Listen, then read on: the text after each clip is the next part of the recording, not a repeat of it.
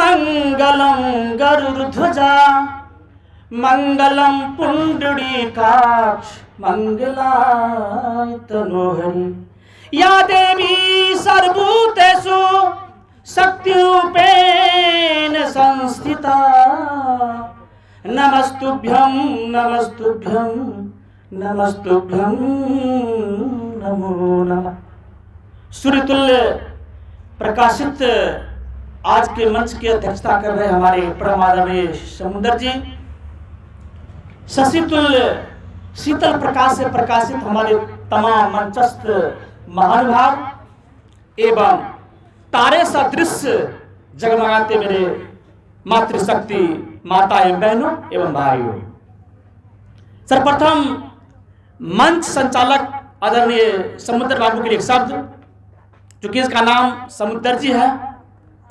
बूंद समाया समुद्र में यह जाने सबको, समुद्र समाया बूंद में जाने बिरला कोई कबीरा, जाने बिरला कोई। इनका नाम समुद्र है। सभी कोई जानते हैं कि जितने भी बूंद हैं सब समुद्र में समाती है, लेकिन समुद्र बूंद में कैसे समाता है ये सोचनीय बात है, ये विचार निबंध है। वो संभव है, व्याख्या के दौरान इस बात पर मैं आऊंगा। एक बात मैं कहना चाहूंगा कि होश समझ बैठा था जिसको वह तो रंगीन खुमारी निकली। होश समझ बैठा था जिसको वह तो रंगीन खुमारी निकली। अब तस्वीर हुई पूरी तो फागुन की फुलवारी निकली। अब घूम गई कूची दीवानी सी, कि घूम गई कूची दीवानी सी, कि हर रेखा मतवाली निकली। और जो मैंने अपनी तस्वीर बनाई वह तस्वीर तो आप सबों की निकली, वह तस्वीर तो आप सबों की निकली। आइए सर्वप्रथम आज के इस महिला अंतर्राष्ट्रीय दिवस के शुभ अवसर पर परम आदरणीय सुनील बाबी जी, मगध संवाद चैनल के जो डायरेक्टर हैं, आज ये जर्मिनेशन पब्लिक स्कूल के प्रांगण में जो आज की सभा बैठक आयोजित की गई है, इसके लिए दिल के तमाम गहराइयों से मैं माननीय सुनील बॉबी जी का हार्दिक अभिनंदन वंदन करना चाहता हूं, इस आशा और विश्वास के साथ कि इन पे कहना शुरू हम कहां से करें। सुनील जी के ऊपर इन पे कहना हम शुरू कहां से करें। है शख्स ऐसे कि तारीफ इनकी जुबान से करें, कि है शख्स ऐसे कि तारीफ इनकी जुबान से करें। इतना सुंदर काम इन्होंने जो आज का जो वितरण रखा, लेकिन एक बात हमें थोड़ा अच्छा नहीं लगा, बार बार संबोधन के क्रम में आया कि गरीबों को कंबल बांटना, गरीबों को कंबल बांटना। यहां कोई गरीब नहीं है। मुझे गम नहीं कि मैं गरीब हूं, मुझे गम नहीं कि मैं गरीब हूं, और मुझे खुशी भी नहीं कि मैं अमीर हूं। और खुशी से बढ़कर खुशी है कि मैं आपके करीब हूं, कि मैं आपके करीब हूं। सर, इंसानियत जिंदा होनी चाहिए, मानवता जिंदा होना चाहिए। और जिस अल्लाह ताला खुदा परमात्मा ने इंसान को बनाया है, उसमें अमीर में कोई एक पॉइंट ज्यादा नहीं लगाया है और गरीब में एक पॉइंट कम नहीं लगाया है। छिति जल पावक गगन समीरा, अपंच रचित अधम शरीरा। छिति जल पावक गगन समीरा, ये 5 तत्वों का मिश्रण से हमारा ये शरीर बना है। इसमें कोई ऐसे इंसान नहीं है जो बड़े विद्वान है उनमें 6 पॉइंट है और किसी में 5 पॉइंट है, किसी में 4 है। सब में बराबर परमात्मा ने गरीब हो या अमीर हो, सब में ये 5 तत्व के मिश्रण से बनाया है। लेकिन दुर्भाग्य की बात है, इत्तेफाक की बात है कि 5 पांडव है हमारे शरीर में, लेकिन इस 5 पांडव में एक छठा तत्व है। 5 पांडव वीर थे, विद्वान थे, पराक्रमी थे, कोई इसमें शंका की बात नहीं है। लेकिन 5 पांडव, एक बार की बात है, महाभारत की कथा में एक प्रसंग आती है कि भगवान कृष्ण ने सभी योद्धा से पूछा कि भाई तुम महाभारत की युद्ध कितने दिन में समाप्त करोगे। किसी ने कहा 1 दिन में करेंगे, किसी ने कहा 2 दिन में करेंगे।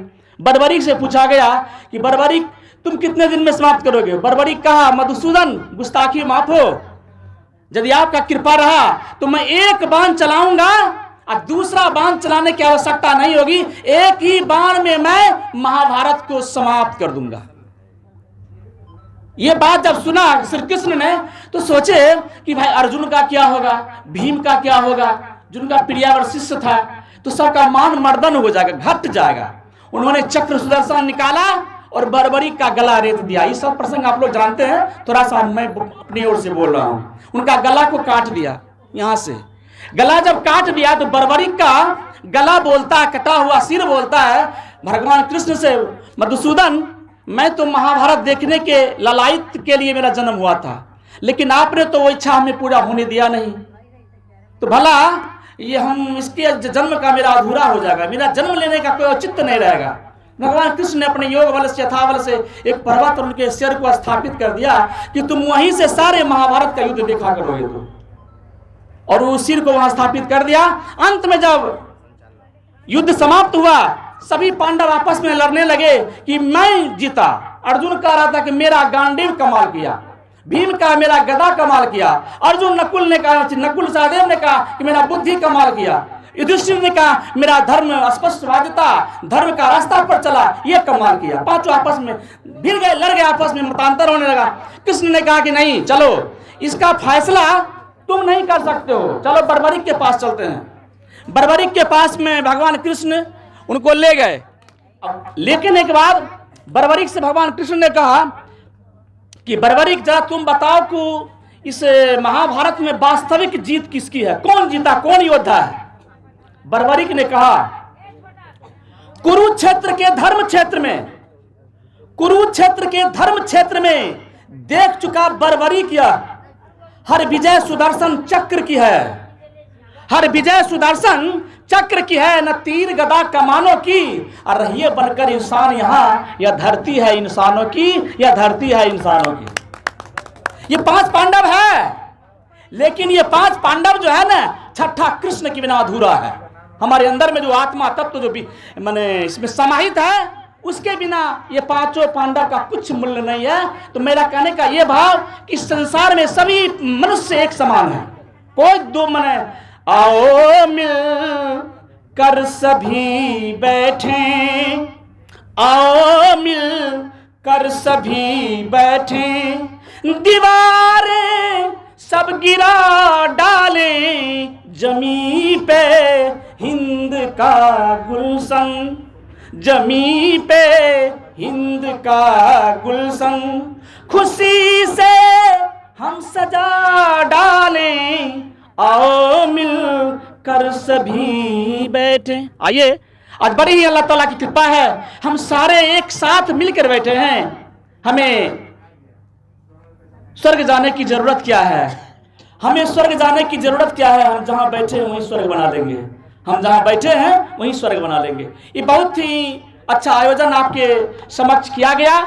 तो इस अवसर पर कंबल वितरण का कार्यक्रम जैसे आयोजक महोदय रखे होंगे, आपके बीच में वितरण होगा। लेकिन एक चीज मैं कहना चाहूंगा, थोड़ा हटके कहना चाहूंगा कि देखा जाए दुनिया में प्रत्येक जीव जंतु है, किसी को नहीं कहा गया कि हाथी भव, सुग्गा भव, काका भव, लेकिन आप सबों को, हम सबों को वेदों में लिखा गया है कि मनुर्भव, मनुर्भव, मनुर्भव।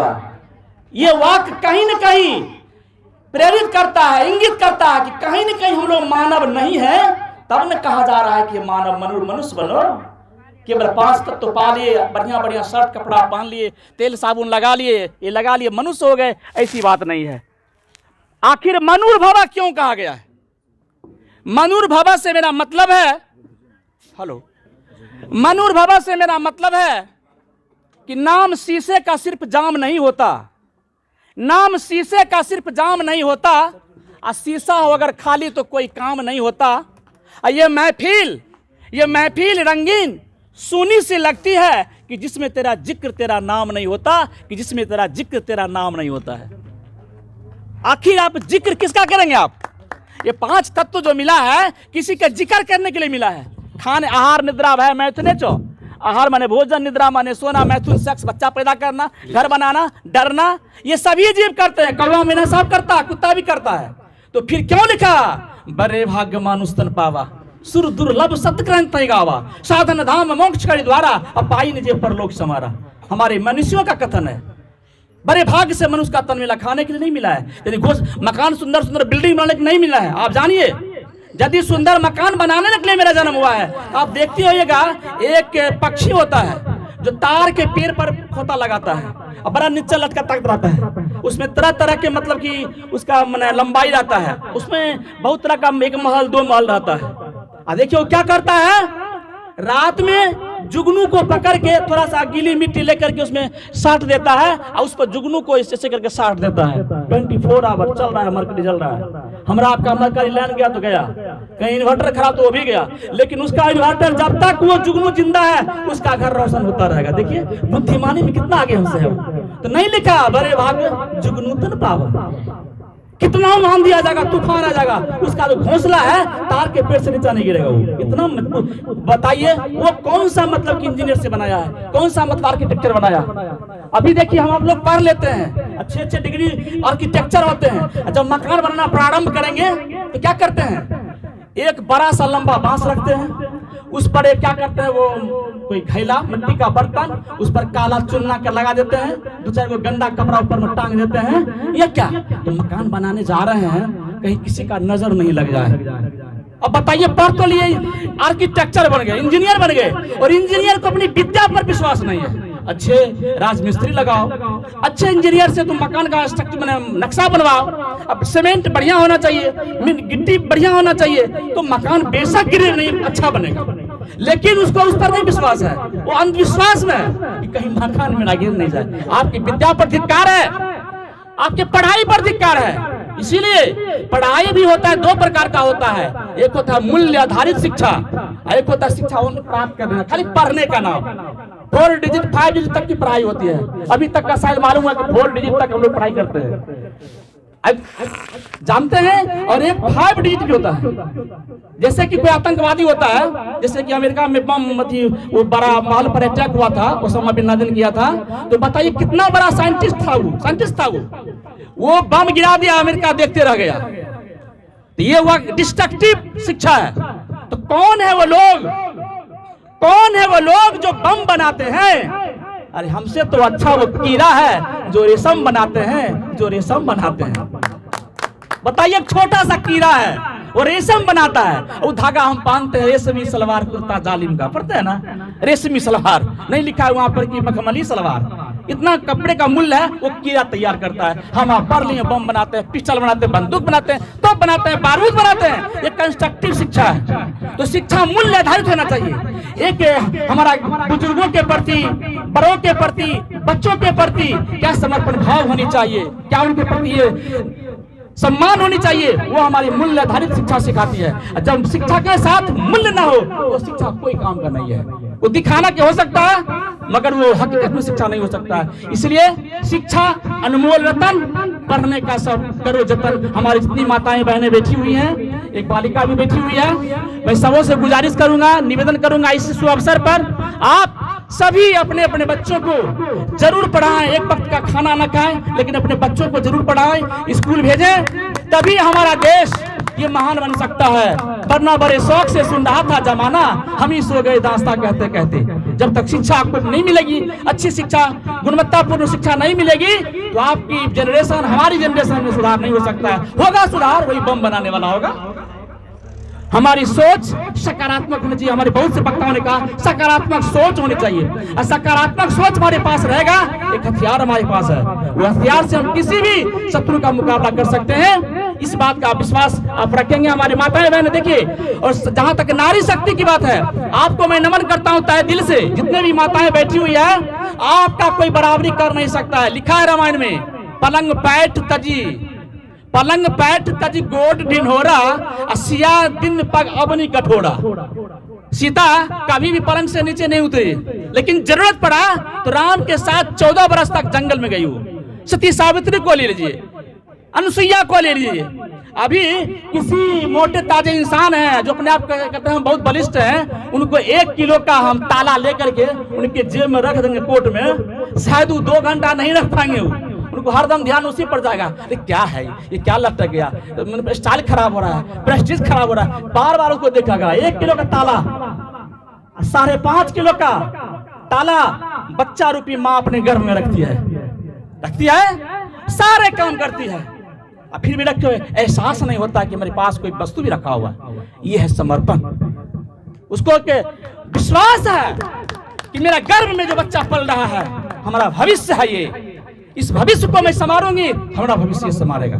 माताएं बहनों, मैं आपको जितना भी प्रशंसा करूं, आप इतना आदर के काबिल हैं कि आपकी बराबरी बड़े बड़े महापुरुष, बड़े बड़े लोग नहीं कर पाए हैं। आप वो काम करते हैं, कर रहे हैं। इसलिए नारी शक्ति को मैं वंदन करता हूँ, अभिनंदन करता हूँ, पूजन करता हूँ। मुझे भीख मिल गई है मेरी याचना से पहले, और मेरे देवता मगन हैं मेरे पूजन से पहले, मेरे देवता मगन हैं मेरे पूजन से पहले।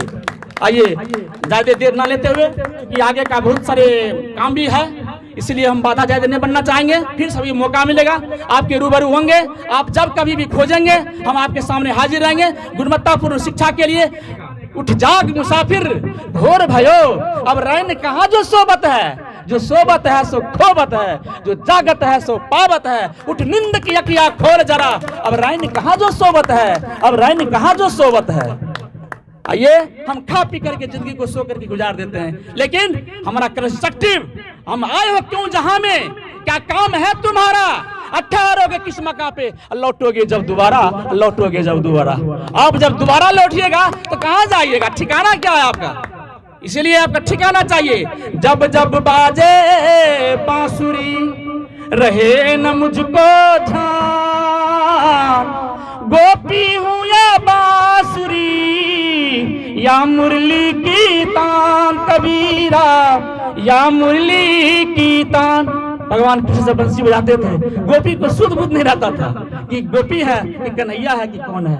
ऐसे अपने कर्मों में लिप्त हो जाएं, संलिप्त हो जाएं, तो कोई वजह नहीं, कोई कारण नहीं कि आपकी प्रगति को कोई रोक भी सकता है। धन्यवाद। इन्हीं चंद शब्दों के साथ मैं अपनी वाणी को विश्राम देना चाहता हूँ। भूल त्रुटि के लिए क्षमा प्रार्थी। जो कुछ भी वाणी ऐसा मुंह से निकल गया होगा अल्फाज की कमी के कारण, जो आपको अच्छा न लगा होगा, आपको दिल को ठेस पहुंचाया होगा, उसके लिए हमको 50 जान के माफ करेंगे। और जो कुछ भी वचन, जो कुछ बात आपके दिल को गुदगुदाया होगा, कुछ करने को प्रेरित किया होगा, उस पर हम ध्यान देंगे। Who are you? Where do you come? And where do you go after death? धन्यवाद। जय हिंद, जय भारत।